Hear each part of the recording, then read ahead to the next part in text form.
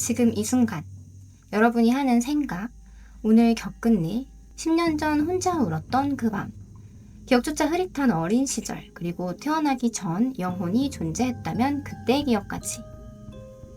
이 모든 것이 어딘가에 기록되어 있다는 주장이 있습니다. 지워지지 않는 형태로요. 시간과 공간을 초월한 어딘가에 과거, 현재, 미래의 모든 사건과 생각과 감정이 빠짐없이 새겨진 우주의 도서관. 이것을 아카식 레코드라고 부릅니다. 수천 년의 역사를 가진 개념이자 지금도 전 세계 수백만 명이 믿고 있는 신비. 오늘은 아카식 레코드가 무엇인지, 어디서 왔는지, 그리고 이것에 접근했다고 주장하는 사람들의 이야기는 무엇인지 그것을 알아보려고 합니다. 아카식이라는 단어는 산스크리트어 아카샤에서 왔습니다.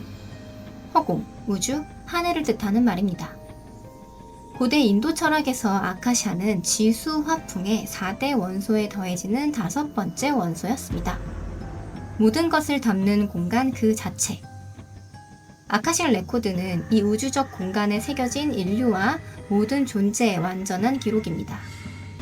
단순한 역사책이 아닙니다.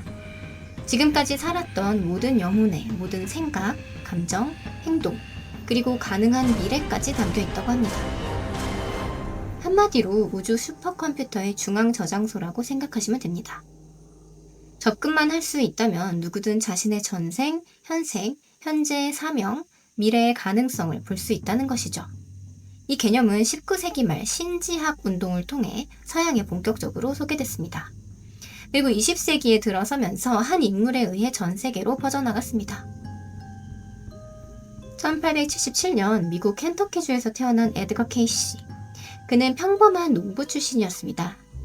그런데 어느 날부터 특이한 능력이 나타나기 시작했습니다.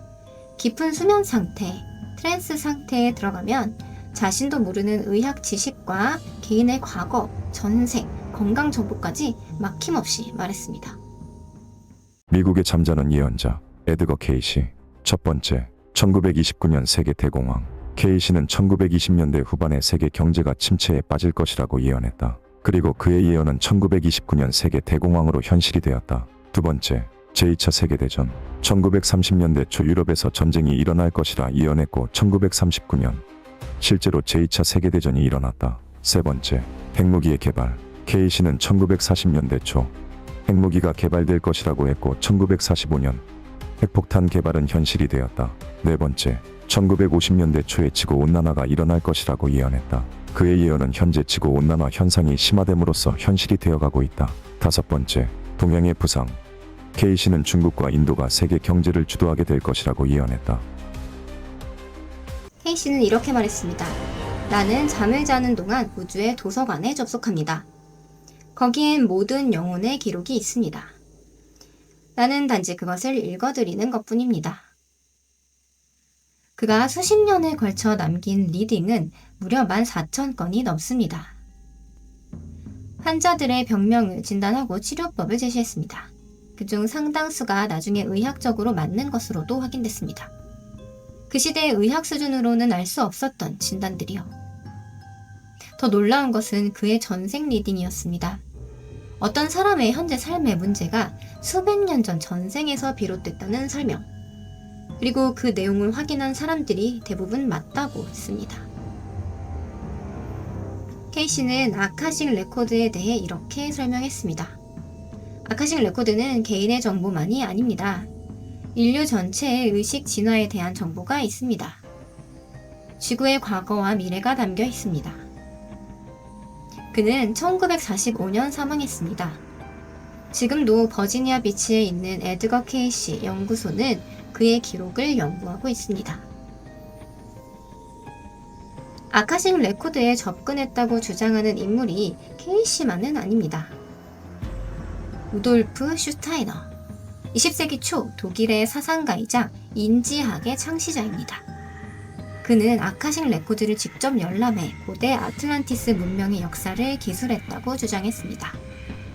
그의 저서에는 수백만 년 전 지구의 모습이 상세히 묘사되어 있습니다. 슈타이너는 이렇게 말했습니다. 아카식 레코드를 읽는 것은 단순한 기억이 아닙니다. 과거의 사건이 실제로 다시 펼쳐지는 것을 보는 것입니다. 마치 그 자리에 있는 것처럼요. 보리스카. 러시아에서 자기가 화성 소년이라고 주장하는 보리스카도 아카식 레코드와 연결지어 이야기가 됩니다.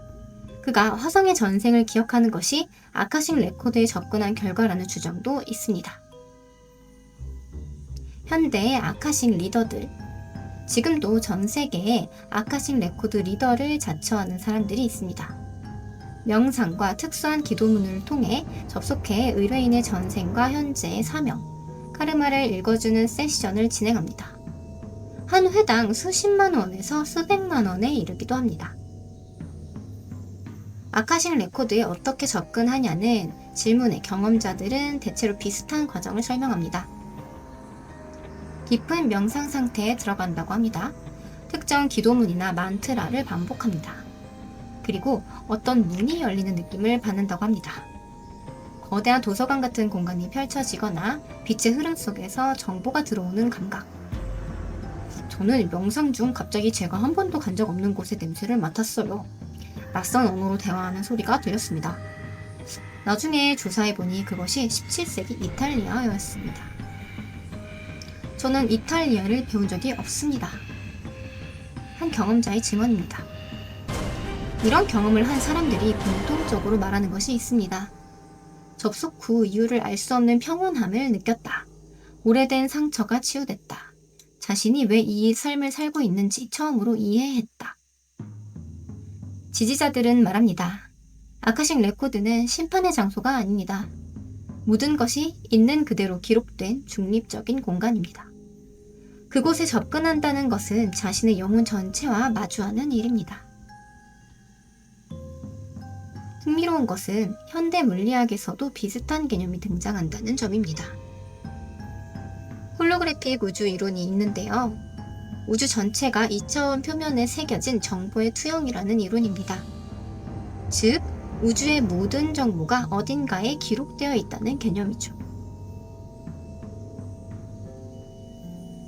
양자역학에서도 관찰된 모든 사건의 정보는 사라지지 않는다는 정보 보존 법칙이 있습니다. 과학자들은 이것을 신비학적 의미로 해석하지 않습니다.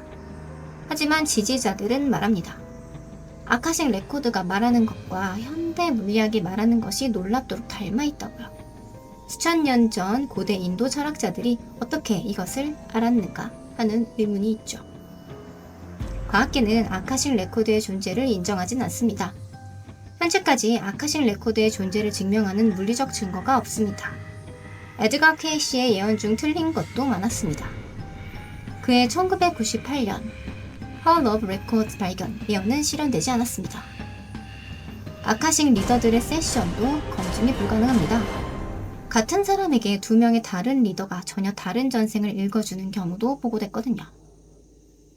그러나 에드거 케이시가 잠든 상태에서 정확히 진단한 수천 건의 의료 기록은 지금도 아무도 완전히 설명하지 못합니다.